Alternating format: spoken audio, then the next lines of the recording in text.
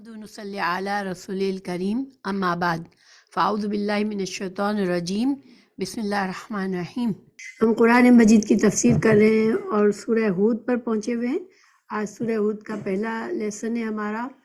سورہ ہود جو ہے ان صورتوں میں سے ہے جو کہ مکی دور کے تقریباً آخری حصے میں نازل ہوئی ہیں، اور یہ دور ایسا تھا جو مسلمانوں کے لیے بہت مشکل تھا، کیونکہ مشرکین مکہ کے ظلم و ستم بہت زیادہ بڑھ چکے تھے اور مسلمانوں کا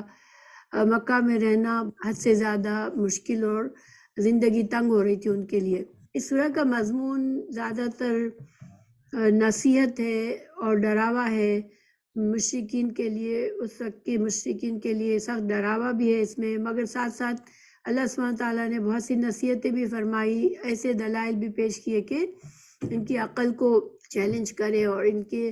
بات ان کی سمجھ میں اگر ابھی تک نہیں آئی ہے تو شاید ان آیات کے ساتھ ان کی سمجھ میں بات آ جائے۔ رسول اللہ صلی اللہ علیہ وسلم کو ان سخت تنبیہات جو اللہ سبحانہ تعالیٰ کی طرف سے نازل ہو رہی تھی، ان سے بہت زیادہ فکر مند ہو گئے تھے آپ صلی اللہ علیہ وسلم، کیونکہ آپ کو یہ فکر لاحق ہوئی کہ کہیں ایسا نہ ہو کہ ان کی مہلت ختم ہو جائے اور اللہ تعالیٰ کی طرف سے عذاب آ جائے ان کے اوپر، کیونکہ یہ اللہ تعالیٰ کا طریقہ ہے کہ جب بھی انبیاء کرام آتے ہیں اور ان کی قوم ان کی مخالفت کرتی ہے تو ان کے پاس ایک مہلت ہوتی ہے، اور اس مہلت کے اندر جو لوگ مسلمان ہو جاتے ہیں ان کو اللہ تعالیٰ بچا لیتا ہے، ان پر عذاب نہیں آتا، ان کو اللہ محفوظ رکھتا ہے۔ لیکن جو اسلام کے دشمن پیغمبروں کے ساتھ دشمنی کرنے والے ہوتے ہیں، جو مسلمانوں کو اللہ پر ایمان لانے والوں کے لیے زندگی تنگ کرنے والے ہوتے ہیں، ان پر پھر عذاب آتا ہے۔ تو اس فکر میں آپ صلی اللہ علیہ وسلم کے دل میں بہت زیادہ پریشانی رہتی تھی، جس کا آپ کے بالوں پر بھی کچھ اثر آ رہا تھا کہ آپ کے بال مبارک بہت زیادہ سفیدی نہیں تھی آپ کے بال مبارک میں، لیکن کچھ حضرت ابوبکر صدیق رضی اللہ عنہ نے محسوس کیا کہ آپ صلی اللہ علیہ وسلم کے بالوں میں سفیدی بڑھ رہی ہے۔ تو یہ حدیث ہے حضرت ابن عباس سے، حضرت ابوبکر صدیق رضی اللہ عنہ نے رسول اللہ صلی اللہ علیہ وسلم سے فرمایا کہ یا رسول اللہ آپ بوڑھے ہو گئے ہیں، یعنی کہ ایک طرح سے پوچھا کہ کس چیز کی وجہ سے، کس پریشانی سے آپ پر یہ اثر آ رہا ہے۔ تو آپ صلی اللہ علیہ وسلم نے فرمایا مجھے ہود اور واقعہ اور مرسلات، نبا اور تکویر جیسی صورتوں نے بوڑھا کر دیا ہے، کیونکہ یہ ساری صورتیں جو تھی وہ بہت سخت، اس میں ڈراوا تھا اور برے انجام کی وعید تھی جو ابھی تک نہیں مان رہے تھے ان کے لیے۔ دوسری ایک اور روایت بھی ہے کہ مجھے ہود جیسی صورتوں نے بوڑھا کر دیا ہے۔ وہ صورتیں جو ہے واقعہ، سورہ حقہ، سورہ تکویر وغیرہ ہے۔ مگر اس آیت کو اگر ہم پڑھتے ہیں، اس سورہ کو ہم پڑھتے ہیں، تو اس میں بہت سی نصیحتیں بھی ہیں جو اس زمانے، یہ تو شان نزول تھا کے بارے میں حدیث تھی، لیکن اس میں بہت سی خوبصورت نصیحتیں ہیں، جیسے کہ سورہ یونس کے میں بہت ہی زیادہ انسان کی عقل کو جگانے والی، ایمان بڑھانے والی نصیحتیں ہیں۔ اسی طرح سورہ ہود کا بھی سٹارٹ ایسے ہی ہوا ہے، اور اس میں بھی اللہ سبحانہ تعالیٰ نے بہت سے دلائل پیش کیے ہیں اپنے کامل علم کے بارے میں، اپنی قدرت کے بارے میں۔ تو انشاءاللہ ہم اس روشنی میں اس سورہ کو پڑھتے ہیں۔ اعوذ باللہ من الشیطان الرجیم، بسم اللہ الرحمن الرحیم۔ الف لام را کتاب احکمت آیاتہ ثم فصلت من لدن حکیم خبیر۔ الف لام را، یہ کیسی کتاب ہے جس کی آیتیں محکم ہیں اور پھر وضاحت سے بیان کی گئی ہیں، جو حکمت والے اور خبردار اللہ کی طرف سے ہے۔ یہ سورہ جو ہے وہ حروف مقطعات سے، یعنی کہ الف لام را سے شروع ہوئی ہے۔ ان کو حروف مقطعات کہتے ہیں، اور یہ الگ الگ ہی پڑھے جاتے ہیں۔ ان کے معنی اور مطلب کے بارے میں اللہ سبحانہ تعالیٰ نے بھی بہت کوئی وضاحت نہیں فرمائی، نہ ہی اللہ کے پیارے رسول صلی اللہ علیہ وسلم نے اس کے بارے میں کچھ بتایا، ان کے معنی کی تفسیر نہیں بتائی آپ صلی اللہ علیہ وسلم نے۔ لیکن علماء نے بہت غور و فکر کیا ہے اس پر، اور کچھ باتیں اس کے بارے میں کہی ہیں۔ میں یہاں پر صرف ایک بات بتانا چاہ رہی ہوں کہ بہت سی صورتیں جو عام طور پر جن کے شروع میں حروف مقطعات ہیں، وہ زیادہ تر مکی صورتیں ہیں۔ سورہ بقرہ اور سورہ آل عمران جو ہے وہ مدنی صورتیں ہیں، مگر یہ دونوں بھی حروف مقطعات سے شروع ہوتی ہیں۔ تو علماء نے جو ان پر غور و فکر کیا اس میں سے ایک بات یہ ہے کہ جب بھی کوئی سورہ حروف مقطعات سے شروع ہوتی ہے تو اس کی کچھ خصوصیات سامنے آتی ہے۔ اس کے بعد میں جو بعد والی جو آیات ہوتی ہیں وہ ایک دوسرے سے ملتی جلتی ہیں۔ تو جیسے مثال کے طور پر دیکھیں سورہ بقرہ میں اللہ تعالیٰ نے فرمایا الف لام میم کے بعد جو آیت فرمائی وہ یہ فرمائی کہ ذالک الکتاب لا ریب فیہ۔ تو یہاں پر قرآن کے بارے میں بتایا گیا کہ اس کتاب میں کسی قسم کا کوئی شک نہیں ہے، ٹھیک ہے۔ اسی طرح سورہ آل عمران میں الف لام میم حروف مقطعات کے بعد جو آیت آئی وہ اللہ تعالیٰ نے فرمایا اللہ لا الہ الا هو الحی القیوم، اللہ کی وحدانیت کے بارے میں بتایا کہ اللہ کے سوا کوئی الہ نہیں ہے اور وہ حی اور ہمیشہ زندہ رہنے والا اور قائم رکھنے والا ہے، قیوم ہے۔ پھر اللہ تعالیٰ نے اس کے بعد جو دوسری آیت فرمائی اس میں فرمایا کہ نزل علیک الکتاب بالحق، یعنی اس میں بھی کتاب کا ذکر ہے، قرآن کا ذکر ہے کہ قرآن کے نزول کے بارے میں بتایا کہ یہ حق کے ساتھ نازل ہوا ہے۔ اسی طرح سورہ الاعراف میں الف لام میم صاد سے شروع کیا اللہ تعالیٰ نے، اور اس کے بعد جو آیت فرمائی اس میں اللہ تعالیٰ نے فرمایا کتاب انزل الیک، اس میں پھر سے کتاب کا ذکر ہے کہ یہ کتاب آپ کی طرف نازل فرمائی گئی۔ اسی طرح سورہ یونس میں الف لام را ہے، پھر اگلی آیت ہے تلک آیات الکتاب الحکیم، یہاں بھی قرآن مجید کی صفت بتائی گئی کہ اس کی آیات جو ہے وہ حکمت والی ہیں، یہ آیات جو ہے حکمت والی کتاب کی ہے۔ پھر اللہ تعالیٰ نے سورہ ہود جیسے اس سورہ میں بھی الف لام را کے بعد جو اگلی آیت ہے وہ کتاب احکمت آیات ہو، یعنی کہ قرآن مجید کی صفات کچھ ذکر کی گئی۔ اسی طرح اللہ تعالیٰ نے سورہ یوسف میں الف لام را اس کے بعد کی آیت میں اللہ تعالیٰ نے فرمایا تلک آیات الکتاب المبین، وہ کتاب المبین کی آیات ہیں۔ اسی طرح پھر اللہ تعالیٰ نے اگلی آیت میں فرمایا انا انزلناہ قرآنا عربیا، کہ ہم نے آپ پر عربی میں قرآن نازل فرمایا ہے۔ پھر سورہ رعد میں الف لام میم را ہے، اور اس کے بعد کی جو آیت ہے وہ تلک آیات الکتاب والذی انزل الیک من ربک الحق۔ تو یہاں بھی دیکھیں کتاب کی صفت سے ذکر کیا گیا کہ یہ کتاب اللہ تعالیٰ کی طرف سے آئی ہے، آپ پر نازل ہوئی ہے اور یہ آپ کے رب کی طرف سے حق ہے۔ پھر اسی طرح سورہ ابراہیم میں الف لام را، اس کے بعد جو ہے کتاب انزلناہ الیک لتخرج الناس من الظلمات، تو گویا کہ یہاں بھی کتاب کا ذکر ہے۔ اسی طرح دیکھیں سورہ نور ہے، اسی طرح سورہ طٰہٰ ہے، اسی طرح سورہ شعراء ہے، اور بہت سی جو بھی سوراز ہیں جو کہ حروف مقطعات سے شروع ہو رہی ہیں ان میں عام طور پر قرآن مجید کی کچھ صفات بتائی گئی ہیں اور قرآن مجید کے نزول کے بارے میں بتایا گیا ہے۔ سورہ قاف میں ہے قاف والقرآن المجید، تو گویا کہ جتنی بھی سوراز ہیں اس میں یہ بات پائی جاتی ہے کہ قرآن مجید کے بارے میں کچھ صفات بیان کی گئی ہے۔ تو الحمدللہ یہ غور و فکر کی بات ہے، اس میں اللہ تعالیٰ اپنی حکمت اللہ جانتا ہے، یہ ہمارے لیے جیسے ایک مشاہدہ ہے، علماء کا ایک مشاہدہ ہے، علماء نے اس پر بات کی ہے، اس کے علاوہ بھی کچھ حکمتیں بیان کی ہے۔ اللہ تعالیٰ نے جس بات کا مطلب نہیں بتایا یا رسول اللہ صلی اللہ علیہ وسلم نے جس کی تفسیر نہیں کی ان حروف مقطعات کی، تو پھر ہمیں بھی اس کے بارے میں بہت زیادہ فکر مند ہونے کی ضرورت نہیں ہے۔ حروف مقطعات کے بارے میں ہم جان چکے، اب ہم اس آیت کے دوسرے لفظ پر غور و فکر کرتے ہیں۔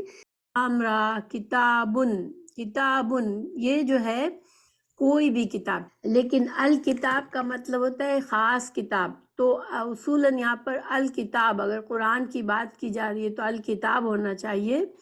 اللہ تعالیٰ نے کتابن سے جملہ شروع کیا ہے، تو اس کے بارے میں اس کی وضاحت یہ کہ یہ اس کے آگے کچھ چھپا ہوا ہے۔ ایک تو ہاذا کتابن یا ہوا کتابن، یہ کتاب ہے، ٹھیک ہے، لیکن ایسے کتابن کہنے سے ایک فائدہ بھی حاصل ہوتا ہے۔ جب جیسے الکتاب کے بجائے کتابن، تو تنوین والے اسم سے جملے کا آغاز کرنے میں عام طور پر فائدہ بھی ایک ہوتا ہے کہ یہ عظمت بتائی جاتی ہے۔ عربی زبان میں جب کوئی چیز اپنے خاص قوانین اور قاعدے کے مطابق نہیں ہوتی، اور قرآن میں بہت سی جگہ پر ایسا ہوتا ہے کہ جو گرامر کے قواعد ہیں ان کے مطابق کچھ بات نہیں ہوتی، تو پھر اس میں کچھ اشارہ ہوتا ہے، کچھ اس میں خاص فائدہ بھی ہوتا ہے۔ تو یہاں پر کتابن یعنی کہ یہ عظیم کتاب، ٹھیک ہے، یہ تنوین جو ہے وہ عظمت کے لیے بھی سمجھی گئی ہے کہ یہ عظیم کتاب جو ہے یعنی کہ قرآن مجید، اس کے بارے میں اللہ تعالیٰ ہمیں آگے بتا رہے ہیں، خبر آئیے حکمت آیاتہ، تو قرآن کریم کی آیات محکم بنائی گئی ہیں۔ اعوذ باللہ من الشیطان الرجیم، بسم اللہ الرحمن الرحیم۔ الف لام را کتاب احکمت آیاتہ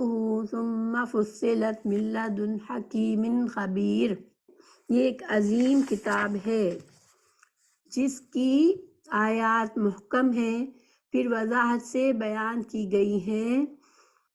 جو حکمت والے اور خبردار اللہ کی طرف سے ہے۔ تو الف لام را تو ہم پڑھ چکے کہ یہ حروف مقطعات ہے۔ کتابن بھی پڑھ چکے تھے، کتابن جو ہے یہ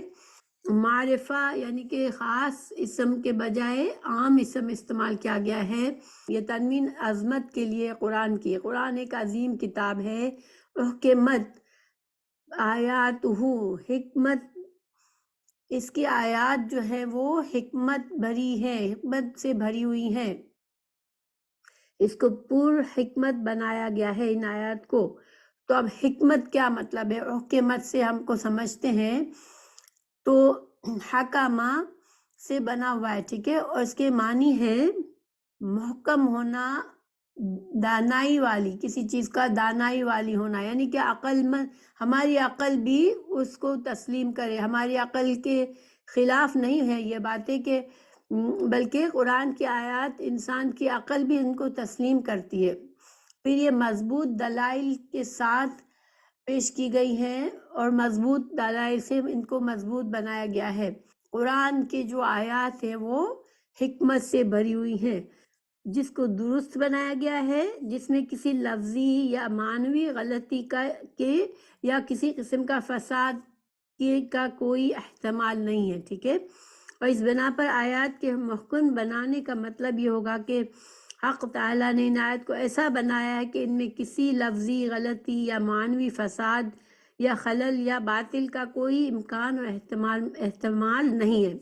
اس کا دوسرا معنی بھی کیا گیا ہے؟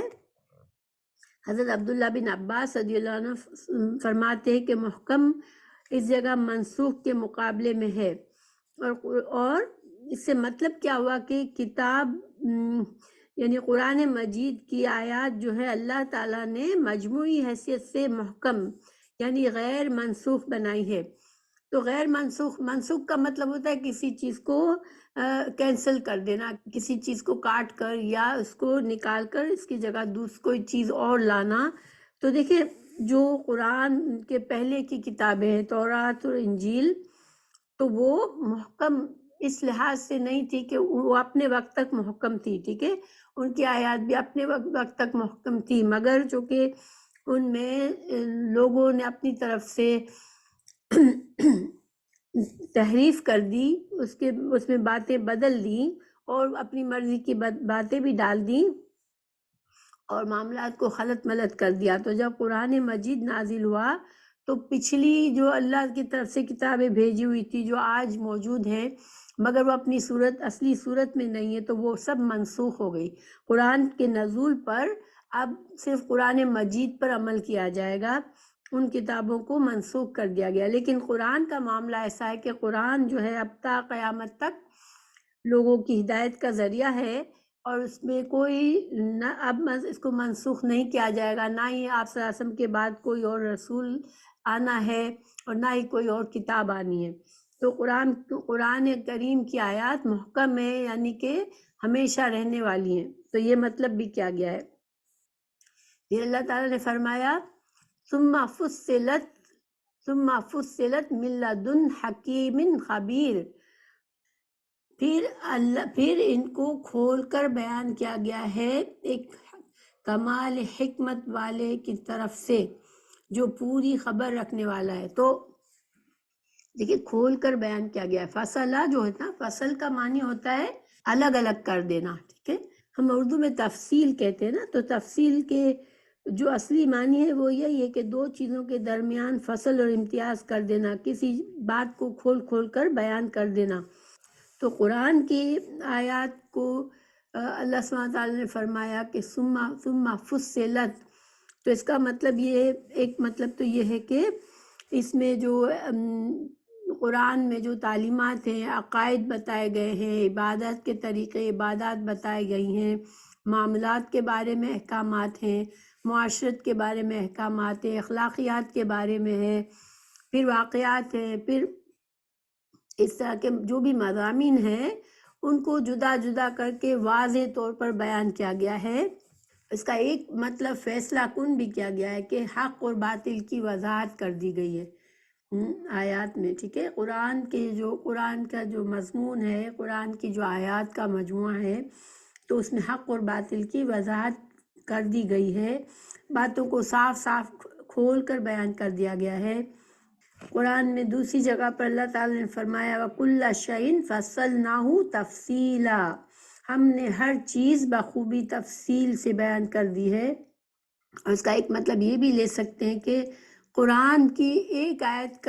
کی تفصیل اور وضاحت قرآن ہی کی دوسری آیت سے ہوتی ہے، یعنی قرآن کی آیات ایک دوسرے کی تفسیر بھی کرتی ہے۔ یہی وجہ ہے کہ جب قرآن کی تفسیر کے قوانین میں یہ بھی شامل ہے کہ انسان قرآن کی کسی آیت کی تفسیر پہلے قرآن ہی میں ڈھونڈے کہ اس مضمون کے بارے میں کہاں کہاں اللہ تعالیٰ نے کیا کیا بات فرمائی ہے، ٹھیک ہے؟ قرآن میں ہے دوسری جگہ کے تبیاناً لکل شیء وہدی ورحمہ، کہ اس قرآن میں ہر چیز کا بیان مفصل ہے اور مسلمانوں کے لیے ہدایت و رحمت ہے۔ تو یہ سارے معنی ہے۔ اس کے علاوہ ایک اور معنی یہ کیا گیا کہ قرآن مجید جیسا کہ ہم جانتے ہیں کہ پورے کا پورا نازل ایک ساتھ بیک وقت نہیں ہوا ہے دنیا میں، رسول اللہ صلی اللہ علیہ وسلم پر ایک دن میں ایک وقت میں سارا قرآن نہیں نازل ہوا، لیکن لوح محفوظ میں پورا قرآن موجود تھا۔ قرآن مجید کو آسمان دنیا پر پہلے نازل فرمایا گیا اور پھر وہاں سے بتدریج آہستہ آہستہ جس طرح سے حالات ہو رہے تھے اس طرح سے، جب جس چیز کی ضرورت تھی اس لحاظ سے اس کی وضاحت کرنے کے لیے اس کو نازل فرما دیا گیا تاکہ باتوں کو اچھی طرح سمجھا بھی جا سکے اور ان پر اس وقت جو عمل کیا گیا وہ ہمارے لیے بھی ایک نمونہ بن جائے۔ کیونکہ جو ہم عام طور پر جو تفسیر کی جاتی ہے قرآن کی، اس میں اس کے شان نزول کو بھی دیکھا جاتا ہے کہ کن حالات میں کون سی آیت نازل ہوئی، اور وہ شان نزول بھی ہمیں اس آیت سے معنی اور مفہوم سمجھنے میں، اس پر عمل کرنے میں ہمارے لیے مددگار ثابت ہوتا ہے۔ تو یہ سارے معنی۔ اب حکیم خبیر، حکیم اللہ سبحانہ تعالیٰ حکیم ہے، اللہ تعالیٰ کی ہر بات حکمت سے بھرپور ہے۔ اللہ تعالیٰ کی ہر بات میں اس قدر حکمتیں موجود ہوتی ہے کہ انسان ان کا احاطہ نہیں کر سکتا، ٹھیک ہے؟ دیکھیے یہی وجہ ہے کہ قرآن ایک چھوٹی سی کتاب ہے، لیکن اس کے جب تفسیر کی جاتی ہے، بہت سے علماء اس پر غور و فکر کرتے ہیں اور کتابوں کا ایک بہت بڑا خزانہ ہے جو کہ قرآن کی باتوں کو تفصیل سے اور ان کی تشریح کرنے کے لیے بنایا گیا ہے۔ تو اس ایک چھوٹی سی کتاب کو قیامت تک کے لیے یہ لوگوں کی ہدایت اور رہنمائی کا ذریعہ ہے، تو پھر اس میں کتنی حکمتیں اندر چھپی ہوئی ہیں کہ ایک عام آدمی جو بالکل جاہل ہے، یعنی بہت تھوڑا سا دنیا کا علم رکھتا ہے، لیکن وہ بھی قرآن کو پڑھے گا تو اس میں بھی اس کے لیے بھی فائدے ہوں گے، اور جو بہت بڑے عالم بھی جب پڑھتے ہیں تو ہر بار وہ اس کو ان میں قرآن کی آیات میں غور و فکر کرنا شروع کرتے ہیں تو ان کو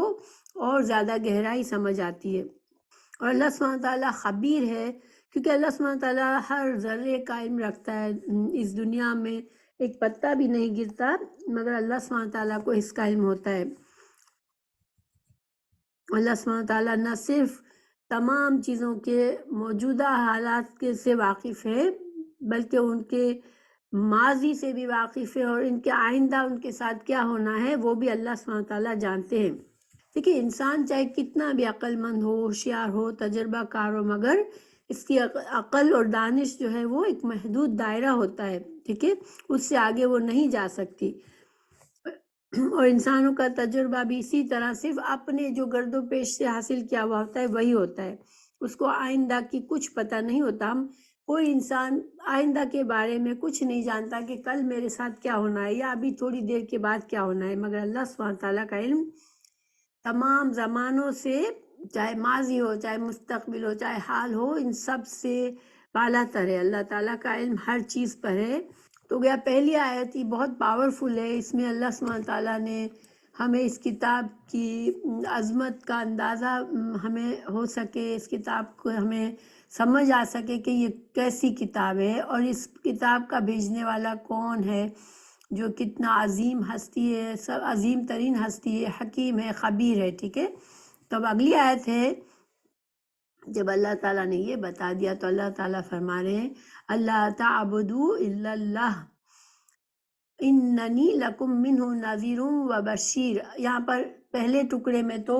اللہ کی توحید بیان کی گئی، ہم سے کیا کہا گیا، یہ کہ سوائے کسی کی، اللہ کے سوا کسی کی عبادت نہ کرو، اور دوسرے ٹکڑے میں رسول اللہ صلی اللہ علیہ وسلم کے بارے میں بتایا گیا کہ بے شک آپ صلی اللہ علیہ وسلم کی زبان سے بتایا گیا کہ بے شک میں تمہارے لیے اس کی طرف سے، یعنی اللہ سبحانہ تعالیٰ کی طرف سے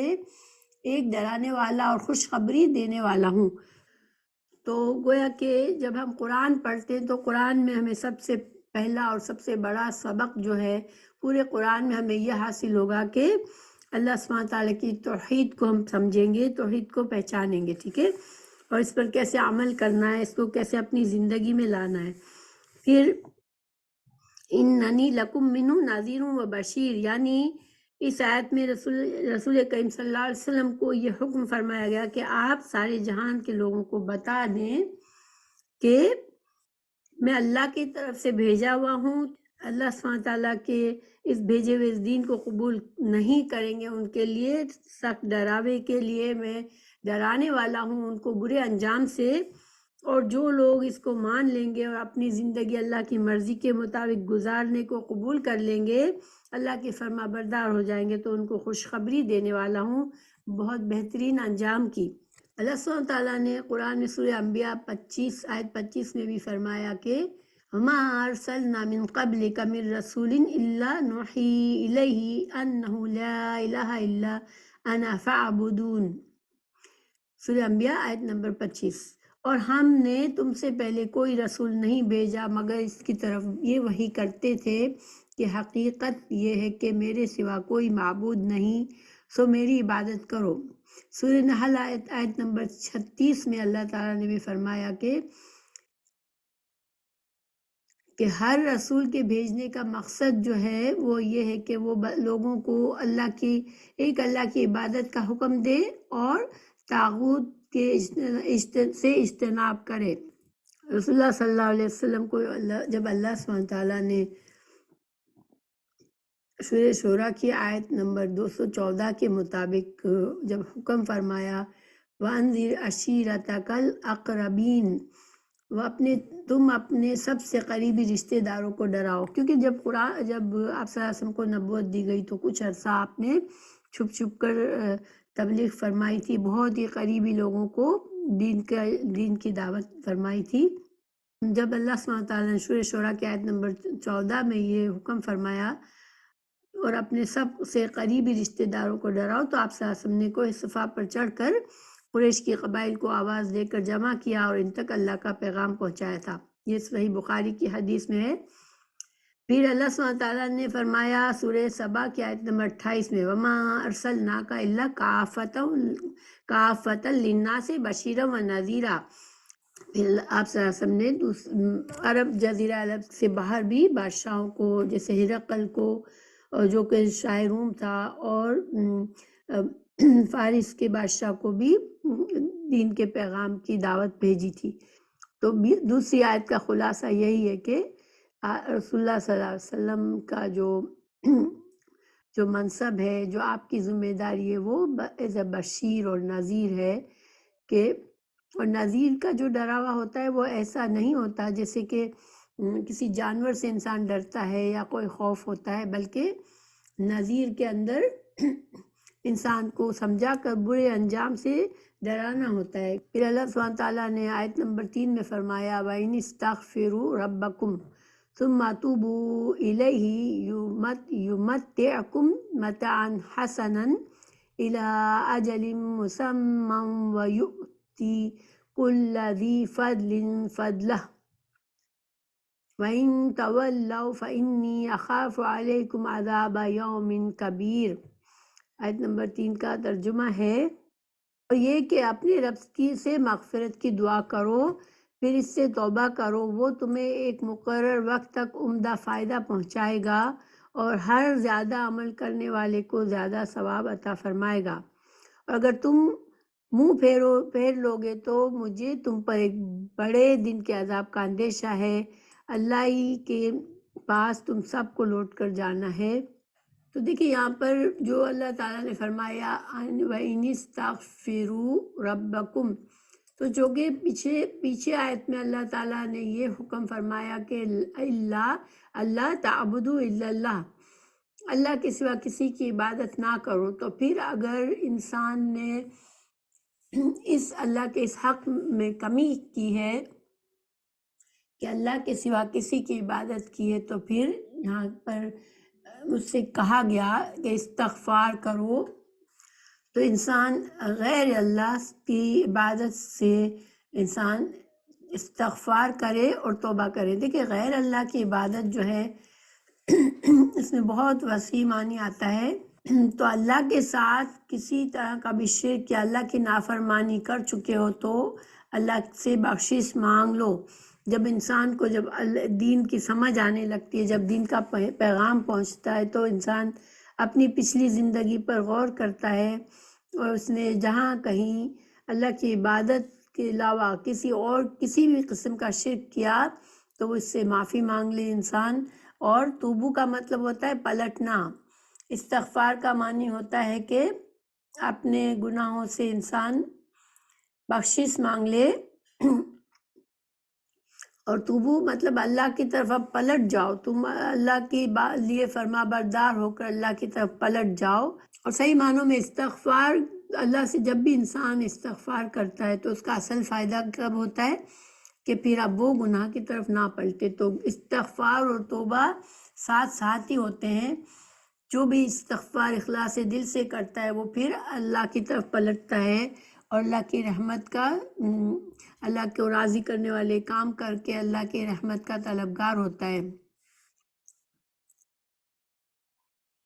اور توبہ جو ہے دیکھیں انسان زندہ کمزور ہوتا ہے، انسانی کمزوری کی وجہ سے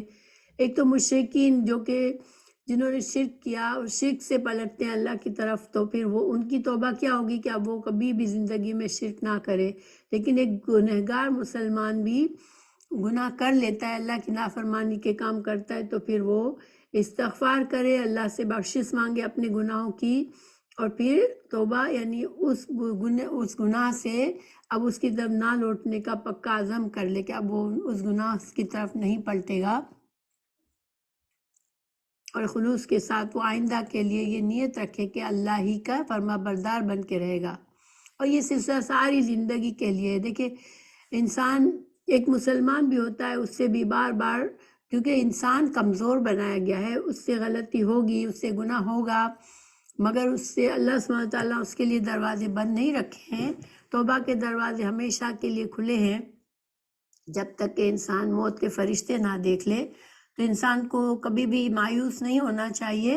اگر تو کوشش تو یہی ہونی چاہیے کہ اللہ کا فرما بردار بن کے رہے، لیکن جہاں بھی انسان سے غلطی ہو، گناہ ہو،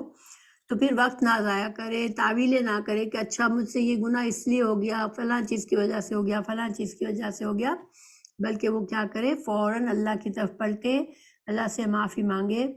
اور آئندہ کے لیے اپنے لیے اخلاص نیت سے کوشش کرے کہ وہ آئندہ گناہ نہیں کرے گا۔ تو پھر اس کو استغفار کا فائدہ ہوتا ہے،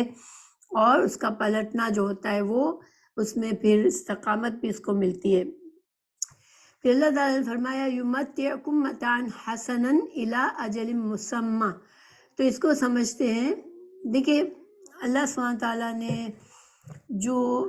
کئی جگہوں پر قرآن میں ہمیں سمجھایا کہ متاع الغرور، یہ دنیا جو ہے متاع الغرور ہے، اور یہاں پر متاعا حسنا فرمایا ہے. تو اس کو ہم سمجھتے ہیں تھوڑا سا. دیکھیں متاع کا معنی ہوتا ہے دنیا میں جو سامان، ہمیں سامان زندگی، دنیا کی نعمتیں جو ہم استعمال کرتے ہیں، دنیا کا سر و سامان جس سے جو انسان کے لیے اس دنیا کی زندگی کے لیے اللہ تعالیٰ نے ہمارے لیے رکھا ہے یہاں پر، تو وہ متاع ہے. ٹھیک ہے، وہ متاع ہر انسان کی اپنی متاع کب تک ہوتی ہے؟ اس کی زندگی سے اس کی موت تک جو سامان، جو فائدے سے اٹھانے ہیں اس دنیا میں، وہ اس کے لیے متاع ہوتی ہے. اب وہ متاع یا تو حسنن بن سکتی ہے یا متاع الغرور بن سکتی ہے. متاع غرور کا مطلب ہوتا ہے دھوکہ، تو دھوکے کا سامان. اب دھوکے کا سامان دنیا کے فائدے کب بن جاتے ہیں؟ جب انسان اللہ کی نافرمانی میں زندگی گزارتا ہے. ان چیزوں کو جب انسان اللہ کی نافرمانیاں کرتا ہے، ان فائدوں کو حاصل کرنے کے لیے حلال حرام کی فکر چھوڑ دیتا ہے، جائز ناجائز کی پرواہ نہیں کرتا، یا لوگوں کی حق تلفی کرتا ہے، لوگوں کے حقوق نہیں ادا کرتا، اللہ کے قوانین کو بگاڑتا ہے، فساد پھیلاتا ہے، صرف کس لیے؟ اپنی خواہشات پوری کرنے کے لیے. تو پھر وہ دنیا کی جو نعمت ہے اس کے لیے متاع الغرور بن جاتی ہے. کیوں کہ وہ سمجھتا ہے، غرور یعنی کہ دھوکہ، رائٹ. وہ دنیا میں یہ سمجھتا ہے کہ یہ سب کچھ میرا فائدہ ہے، میں سمیٹ لوں ساری دنیا میں، ہر چیز غلط نہ غلط جو بھی طریقے سے میں دنیا کا زیادہ سے زیادہ سمیٹ لوں. تو اس دھوکے میں پڑا رہ جاتا ہے کہ یہ بھول جاتا ہے کہ مجھے آخرت، میری یہاں سے رخصت ہونا ہے، مجھے میرے ان سب چیزوں کی مجھے اس کا جواب دینا پڑے گا، میرا انجام برا ہو جائے گا آخرت کا، کیونکہ ہمیشہ کی زندگی ہے،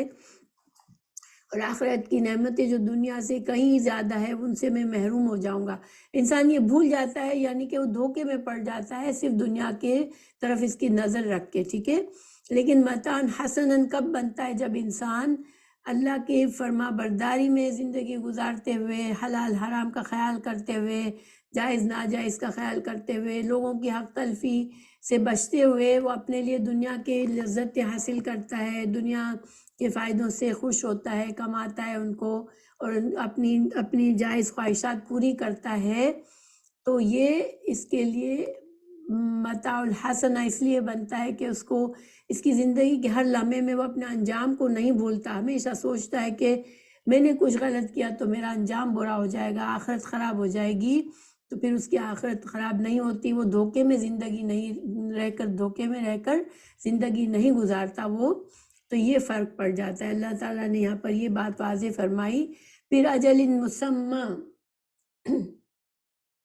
ساتھ ساتھ یہ بتا دیا کہ یہ بس ایک جو ہے مخصوص مدت تک ہے. یہ سارے فائدے چاہے انسان حق کے طریقے سے رہ کر حاصل کرے یا ناحق طریقے سے، یہ سب کیا ہے؟ اجل مسمى تک ہے. جب یہ اس کی موت آئے گی تو یہ سب کچھ یہیں پر چھوڑ کر چلا جائے گا. حدیث بخاری ہے، تم جو بھی خرچ کرو گے جس کے ساتھ اللہ تعالیٰ کی رضا چاہو گے، اس پر تمہیں اجر دیا جائے گا. بخاری کے الفاظ ہیں کہ وہی صدقہ بن جائے گا. یعنی انسان جب دنیا میں اللہ کی رضا کو دھیان رکھتے ہوئے، اپنے برے انجام سے بچتے ہوئے انسان جو بھی پیسہ خرچ کرے گا، پھر وہ اپنے ذات پر خرچ کرے گا، اپنے بیوی بچوں پر خرچ کرے گا. کیونکہ اسی حدیث میں ہے کہ وہ لقمہ بھی جو تم اپنی بیوی کے منہ میں ڈالو گے، یہ سب کچھ کیا ہے؟ انسان کے لیے جو ہے وہ اجر و ثواب کا ذریعہ ہے، بن جاتا ہے، صدقہ بن جاتا ہے. تو پھر ایسے مومن کے لیے دنیا میں حیات طیبہ ہے اور آخرت میں اس کا بہترین انجام ہے. ٹھیک ہے، تو اللہ سبحانہ تعالیٰ نے دنیا میں دیکھیں جو بھی اتنی بے شمار نعمتیں بنائی ہیں نا، تو اس کا مطلب نہیں ہے کہ انسان اگر تم مومن جبھی ہو جب تم ان نعمتوں کو ٹھکرا دو، تم اپنے نفس پر مکمل قابو رکھو، تم فائدہ نہ اٹھاؤ دنیا کے نعمتوں سے، تم دولت سے محبت نہ کرو، دولت کو جمع نہ کرو، تم اپنے نفس کو خوش کرنے والے کام نہ کرو، ایسا مطلب نہیں ہے، ٹھیک ہے۔ مطلب کیا ہے کہ اللہ کی حدود کا خیال رکھتے ہوئے ہر اچھا کام، اپنے نفس کو خوش کرنے والا کام انسان جب اللہ سے ڈرتے ہوئے، اللہ کی حدود کا خیال رکھتے ہوئے کرتا ہے تو وہی چیز اس کے لیے اجر و ثواب کا ذریعہ بن جاتا ہے۔ اور وہی کام اگر وہ اللہ کو ناراضگی کرتے ہوئے، اللہ کے حدود کی پرواہ کیے بغیر اپنی خواہشات پوری کرے گا تو وہی سب کچھ اس کے لیے عذاب کا باعث بن جائے گا۔ سورہ نحل 97 میں اللہ تعالیٰ نے فرمایا من عمل صالحا من ذکر او انثی وهو مؤمن فلنحيينه حیاة طیبہ ولنجزینہم اجرہم بأحسن ما كانوا يعملون۔ تو جو بھی نیک عمل کرے، مرد ہو یا عورت، اور وہ مومن ہو تو یقیناً ہم اسے ضرور زندگی بخشیں گے، پاکیزہ زندگی، اور یقیناً ہمیں ان کا اجر ضرور بدلے میں دیں گے ان بہترین اعمال کے مطابق جو وہ کیا کرتے تھے۔ تو دیکھیے یہ خلاصہ کیا ہے کہ انسان کے جو نصیب میں اللہ تعالیٰ نے جو رزق لکھا ہے وہ تو اسے ملنا ہے، ٹھیک ہے، لیکن سوال یہ ہے کہ اس نے وہ رزق کن طریقوں سے حاصل کیا۔ اس نے اگر اللہ پر توکل نہیں کی، اللہ کا فرما بردار نہیں بنا اور وہ ناجائز طریقوں سے اس نے بس مال سمیٹا، تو استعمال تو وہ اتنا ہی کرے گا جس کے اس کے نصیب میں جتنا اللہ نے رزق لکھا ہے، لیکن پھر کیا کرے گا کہ آخرت کا انجام خراب کر دے گا، اپنا آخرت کا انجام خراب کر دے گا اس طرح۔ لیکن جو انسان پر اللہ پر توکل کرے گا اور صحیح طریقوں سے رزق کمائے گا، حلال اور حرام کا خیال رکھتے ہوئے اللہ کی فرما برداری میں، تو وہ بھی اپنے حصے کا رزق اس کو مل جائے گا اور وہ اپنا رزق استعمال کرے گا اور دنیا سے جائے گا، مگر اس کو آخرت کی بھی کامیابی ملے گی۔ پھر اجل مسمى سے مطلب یہ ہے کہ مقرر وقت، انسان کچھ بھی کرے گا، اچھا کرے گا برا کرے گا، اس کی زندگی کا وقت جو ہے وہ مقرر ہے اور اس سے بڑھ کر وہ کچھ بھی نہیں کر سکتا۔ جب اس کا وقت پورا ہوگا تو جو کچھ اس نے کمایا ہوگا وہی لے کر جائے گا۔ اچھا، پھر یؤتی کل ذی فضل فضلہ کا کیا مطلب ہے؟ ہر زیادہ عمل والے کو اس کا زیادہ ثواب دے گا، اس کا کیا مطلب ہے؟ دیکھیں انسان اگر نیک انسان ہے تو اس کے بھی درجات ہوتے ہیں، ٹھیک ہے، تو ہر انسان کا اپنے اعمال کے مطابق جس نے جس قدر نیک اعمال کیے، جس قدر اللہ کا تقوی کرتے ہوئے زندگی گزاری، پھر جس قدر اس نے صدقہ خیرات کیا، دنیا میں نیک کام کیے، تو پھر اس کو درجات کے مطابق ان کا فضل اسے ملے گا۔ ہم جانتے کہ ہمارے دین میں جو انسان ہمیں بتا دیا گیا ہے کہ ایک برائی کا بدلہ ایک برائی کے برابر ملے گا، اس برا انجام اتنا ہی ملے گا، اور ایک نیکی کا بدلہ کم از کم 10 گنا ملے گا۔ تو پھر اس سے کہیں زیادہ تک ہو سکتا ہے، 10 گنا سے کئی گنا تک ہو سکتا ہے۔ وہ پھر انسان کی نیت پر ہے کہ انسان نے کس قدر نیت کے ساتھ، کتنے اخلاص نیت کے ساتھ نیکی کرتا ہے۔ اگر صدقہ کرتا ہے تو وہ کن حالات میں صدقہ کرتا ہے۔ اگر ایک انسان اپنی ضرورت سے زائد چیزوں کا صدقہ کرتا ہے تو اس کو بھی اجر ملے گا، لیکن ایک انسان اپنی ضرورت کے باوجود اس میں سے کچھ نکال کے صدقہ کرے گا تو پھر اس کا درجہ اس سے زیادہ بلند ہوتا ہے کہ اس نے اپنے خود ضرورت مند ہوتے ہوئے بھی اس نے اللہ کی رضا کی خاطر دوسروں کے اس نے صدقہ کیا اور دوسروں کی مدد کی۔ تو پھر انسان کے درجات ہوتے ہیں، نیکی میں بھی، انسان کی نیت میں بھی، اخلاص میں بھی، کوشش میں بھی درجات ہوتے ہیں، ایمان میں بھی درجات ہوتے ہیں۔ تو پھر اللہ کے نزدیک ہر درجے پر جو نیکی کے جو 10 گنا تو کم از کم تو ملے گا ہی، لیکن ہر نیکی کا اجر و ثواب کئی گنا بھی ملے گا۔ اور کسی صدقے سے، کسی قربانی سے جو ہے انسان کی جو اللہ تعالیٰ نے جو انسان کے لیے جو رزق لکھا ہے، جو مال لکھا ہے، اس میں کبھی کمی نہیں آتی۔ یہ ہمیں حدیث سے پتہ چلتا ہے۔ صحیح مسلم کی حدیث ہے، کوئی صدقہ کسی مال میں کمی نہیں کرتا۔ تو انسان کا ہمیں خلاصہ کیا ہوا کہ انسان کو اس سب نمبر 1 اللہ کی فرما برداری میں زندگی گزارنی چاہیے، شرک سے تو بالکل ہی بچنا چاہیے، لیکن جو گناہ ہو جائے ان کی فوراً انسان توبہ کر لے، اور جو دنیا میں اپنی خواہشات ہے، دنیا کا جو بھی مال و متاع ہے، اس میں وہ اللہ کے خوف کے ساتھ اور اللہ کی شکر گزاری کے ساتھ حلال ذرائع سے، جائز ذرائع سے حاصل کرے اور جائز اور حلال چیزوں میں خرچ کرے، تو وہ اس کے لیے یہ سب کچھ اجر و ثواب ہے اور اچھے انجام کا ذریعہ ہے۔ پھر انسان اپنے جو بھی کچھ اس نے دنیا میں ایسے رزق ملا، اس میں سے جو اللہ کی خاطر دیتا ہے، صدقہ کرتا ہے، تو اس میں بھی درجات ہیں، یا تو وہ اپنی ضرورت سے زائد میں سے صدقہ کرتا ہے، یا پھر اپنی ضرورت کے سامان میں سے بھی اللہ کے رضا کے لیے، یہ بلند درجہ ہے کہ انسان تنگی ہوتے ہوئے بھی اللہ کی رضا کے لیے کچھ نہ کچھ دیتا ہے۔ تو بہرحال اللہ تعالیٰ اس کے نیت اور اخلاص اور کوشش کے مطابق اللہ تعالیٰ ان کو اجر دے گا۔ پھر اللہ سبحانہ تعالیٰ وَإِن تَوَلَّوْا فَإِنِّي، پھر اللہ تعالیٰ نے فرمایا وَإِن تَوَلَّوْا فَإِنِّي أَخَافُ عَلَيْكُمْ عَذَابَ يَوْمٍ كَبِيرٍ۔ لیکن ان سب کے باوجود اگر انسان منہ موڑتا ہے، اس دنیا میں مگن ہو جاتا ہے اور آخرت کی پرواہ نہیں کرتا، جو آخرت میں جو قیامت کا دن ہے جو کہ 50,000 سال کے برابر ہے، تو پھر اس میں انسان اس سے ڈرے، اس کے عذاب سے ڈرے، آخرت کے عذاب سے ڈرے، جہنم کی آگ سے ڈرے انسان، کیونکہ اللہ مرجعکم، اللہ ہی کی طرف لوٹنا انسان، اللہ ہماری زندگی، ہر انسان اس کائنات پہ اللہ تعالیٰ پوری طرح سے اللہ کا کنٹرول ہے، اور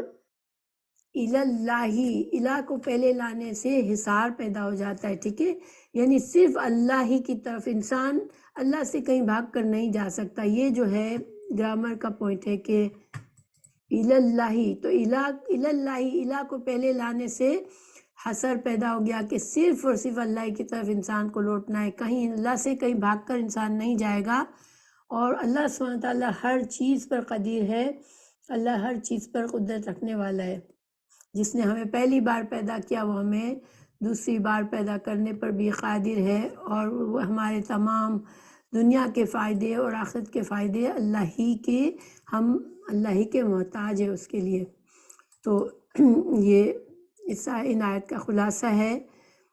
توحید اور رسالت کے بعد انسان کے زندگی کا مقصد اور انسان کا انجام سب کچھ اس میں بتا دیا گیا،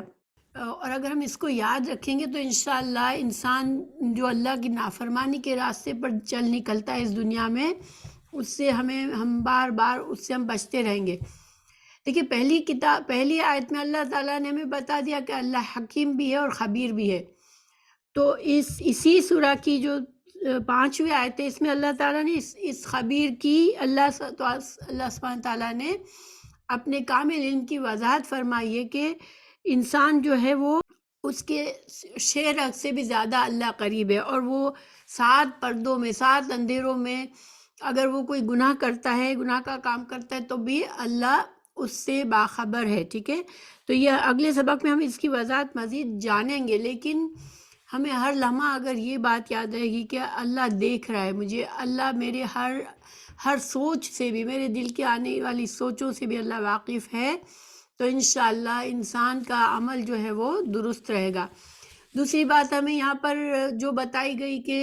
رسول اللہ صلی اللہ علیہ وسلم کا کیا منصب تھا، آپ صلی اللہ علیہ وسلم کا کیا ذمہ داری تھی کہ آپ نذیر تھے اور آپ بشیر تھے، اور آپ نذیر ہیں اور آپ بشیر ہیں۔ تو نذیر یعنی کہ اگر انسان اللہ کو بھول کر اپنی مرضی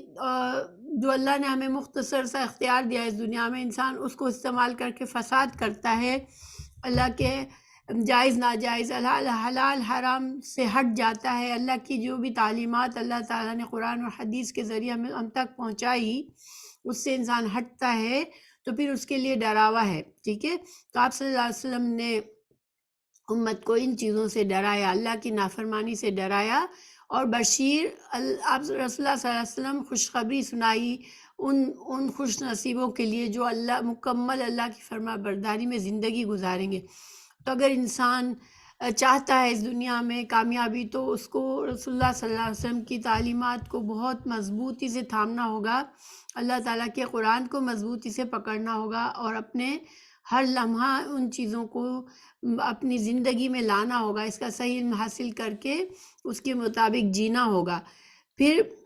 اللہ تعالیٰ نے ہمیں آیت نمبر 3 میں استغفروا ربکم، استغفار کے فائدے بتائے کہ جب انسان، چونکہ انسان کمزور ہے، چاہے کتنا بھی اسے وہ کوشش کرے گا گناہوں سے بچنے کی، اللہ کی نافرمانی سے بچنے کی، پھر بھی اس سے غلطی ہوگی، کیونکہ دیکھیں حضرت آدم علیہ السلام کو اللہ تعالیٰ نے اپنے ہاتھوں سے بنا کے جنت میں رکھا تھا، پھر بھی شیطان نے ان کو بہکایا اللہ کی نافرمانی پر، تو گویا شیطان ہمارا دشمن ہے۔ پھر ہمارے نفس میں بہت سی کمزوریاں ایسی فطری طور پر ہے کہ انسان جلدی والے فائدے کی طرف بھاگتا ہے اور دور جو آخرت کا معاملہ ہے اس کو بھول جاتا ہے۔ تو انسان سے غلطیاں ہوگی، دنیا میں گناہ ہوں گے، لیکن جیسے ہی انسان استغفار کرے گا، اللہ کی طرف پلٹے گا پھر سے اخلاص کے ساتھ، تو پھر اللہ تعالیٰ نہ صرف اس سے آخرت کے فائدے دیں گے بلکہ دنیا میں متاع الحسنہ دیں گے، دنیا کا جو سامان ہے اس کی زندگی کا، وہ اللہ تعالیٰ اس کو متاع الحسنہ دیں گے۔ اور اس آیت کی مزید وضاحت آگے آئے گی کہ جس میں ہمیں پتہ چلے گا کہ اللہ ہی صرف رازق ہے اکیلا، اور ہر مخلوق کا رزق جو ہے اللہ نے لکھ رکھا ہے، یعنی ہم سب کا جو رزق ہمیں ملنا ہے اس دنیا میں وہ اللہ نے پہلے ہی سے لکھا ہوا ہے ہمارے نصیب میں۔ تو گویا کہ انسان جب یہ بھول جائے گا، اپنی تقدیر کو بھول جائے گا کہ میرے لیے اللہ نے لکھا ہے، بس مجھے کیا کرنا ہے کہ اخلاص نیت کے ساتھ اور صحیح اسباب اختیار کر کے، صحیح کوشش کر کے اپنا رزق دنیا میں حاصل کرنا ہے، کیونکہ دنیا اسباب کے پردوں میں چلتی ہے، دنیا کے معاملات اسباب کے ساتھ چلتے ہیں، محنت کرنے سے انسان کو اس کا پھل ملتا ہے۔ تو انسان کو یہ دھیان رکھنا پڑے گا کہ اگر مجھے میرے نصیب کا جتنا ہے وہ مجھے ملنا ہے، اگر انسان کی خواہشات اور بڑھ جاتی ہے، اس کی لالچ اور حرص اور بڑھ جاتی ہے، اور وہ اپنے نصیب سے زیادہ کمانے کے لیے حرام کی طرف بھاگتا ہے، تب بھی اس کی موت جو ہے لکھی ہوئی ہے، اور اس کی موت تک وہ جتنا بھی اپنے وہ دنیا کی چیزوں کا فائدہ اٹھا لے گا، لیکن چونکہ اس کی کوشش حرام اور ناجائز طریقوں سے ہوگی، اللہ کی نافرمانی میں چلا ہوگا وہ، تو پھر اس کا اسے آخرت میں نقصان ہوگا۔ پھر اللہ تعالیٰ نے ہمیں یہ بھی بتا دیا کہ انسان اگر منہ موڑتا ہے، سب کچھ اللہ تعالیٰ نے تو بتا دیا، انبیاء کرام کے ذریعے دین کی ساری تعلیمات دے دی گئی، اب اس کے باوجود اگر انسان اپنے تکبر میں، اپنے اناد میں منہ موڑتا ہے ان تعلیمات سے، جیسا کہ اس زمانے میں یہ مشرکین کر رہے تھے کہ ان کے اتنی بڑی نعمت تھی کہ اللہ کے رسول صلی اللہ علیہ وسلم ان کے درمیان موجود تھے، مگر انہوں نے، جن لوگوں نے نصیب میں ایمان نہیں تھا، انہوں نے ایمان کے بجائے گمراہی کو پسند کیا، منہ موڑا، تو پھر ان کے لیے برا انجام ہے۔ اور آئندہ آنے والی جتنے بھی مخلوق ہے اللہ تعالیٰ کے، جتنے بھی انسان آئیں گے دنیا میں، جن آئیں گے، ان سب کے انجام جو ہے وہ، اگر وہ منہ موڑتے ہیں اللہ کی ہدایت کے راستے سے، اللہ کی حدود کو توڑتے ہیں، تو پھر ان کا انجام برا ہوگا۔ اللہ تعالیٰ نے آیت نمبر 7 میں بتا دیا کہ تمہاری زندگی کا مقصد ہی یہی ہے کہ اللہ تمہیں آزمائے کہ تم کون سا راستہ استعمال کرتے ہو، کیونکہ رزق تو تمہیں ملنا ہے جو تمہارے لیے لکھا ہوا ہے۔ تو اللہ تعالیٰ نے آگے آیت نمبر 7 میں وضاحت بتا دی، اور پھر برا انجام بھی بتا دیا جو لوگ برائی کو پسند کریں گے۔ پھر اللہ ہی کی طرف ہمیں لوٹنا ہے، یہ اس کی وضاحت بھی آیت نمبر 7 میں آ جائے گی، اور اللہ تعالیٰ ہر چیز پر قادر ہے، تو انسان اللہ سے بھاگ کر کہیں نہیں جا سکتا۔ تو ہمیں یہاں پر یاد رکھنے کی اہم بات یہ ہے کہ استغفار کی کثرت، ٹھیک ہے، کہ جہاں ہمیں احساس ہو ہم سے غلطی ہوئی ہے، بالکل بغیر تعویل، بغیر حجت، بغیر وقت ضائع کیے انسان استغفار کرتا رہے۔ رسول اللہ صلی اللہ علیہ وسلم بھی دن میں 70 سے 100 دفعہ استغفار فرماتے تھے، اور ہمیں بھی اس کو اپنی زندگی کے عمل میں لانا ہے۔ تو انشاءاللہ یہ ہمارا آج کا سبق ہے۔ اللہ سبحانہ تعالیٰ ہمیں ان چیزوں کو، اگر جتنا ہمیں مضبوط یاد سے پکڑا ہوا ہوگا، ان باتوں کو یاد رکھا ہوگا، تو ہمیں اسی طرح ہم جو ہے کامیابی کی طرف جا سکیں گے۔ اور یہ بہت زیادہ اہم پیغامات ہے، اور جو اللہ سبحانہ تعالیٰ نے اس زمانے میں ان لوگوں کو دیا جن کی مہلت اب ختم ہونے والی تھی۔ اب رسول اللہ صلی اللہ علیہ وسلم 10-11 سال سے مکہ میں تبلیغ فرما رہے تھے، اور 13ویں سال میں آپ صلی اللہ علیہ وسلم کو ہجرت کا حکم دے دیا گیا، مکہ چھوڑنے کا حکم دے دیا گیا۔ اور پھر اس کے بعد جنہوں نے اپنے ظلم و ستم پر اڑے رہے، جنہوں نے جو ایمان کی طرف نہیں آئے، ان کا بہت برا انجام ہوا پھر جنگ بدر میں۔ تو انشاءاللہ اللہ سبحانہ تعالیٰ ہم سب کو اپنی حفاظت میں رکھے اور صحیح دین کے پر چلنے کی توفیق دے، آمین۔